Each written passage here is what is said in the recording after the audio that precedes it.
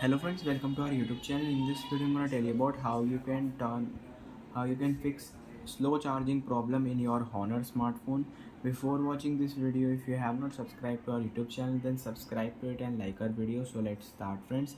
First you have to simply open your settings, then click on apps. Here it is. Then you have to turn off background data of all the apps. You have to simply click on this.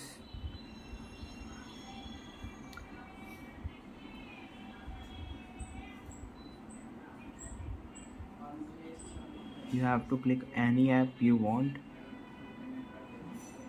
Just and here it is. You will see here it is background data. In some of the app it is not showing, but in some it is showing, so you have to turn it off from go to Chrome,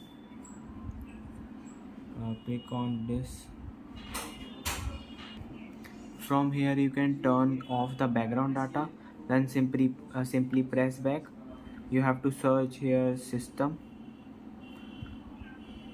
then click on it and simply clear cache this, and you can clear data also. Press back, go to Android system intelligence, storage, then clear cache.